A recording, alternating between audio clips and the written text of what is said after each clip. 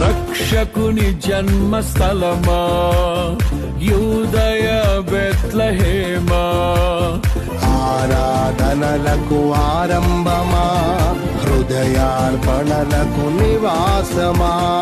ఎందుకో ఇంత భాగ్యము దాచి ఉంచే ప్రభు నీ కోసము, ఎందుకో ఇంత భాగ్యము దాచి ఉంచే ప్రభు నీ కోసము.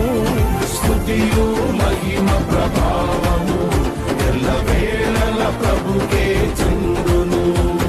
స్తుతియు మహిమ ప్రభావము ఎల్లవేళల ప్రభుకే చెందును.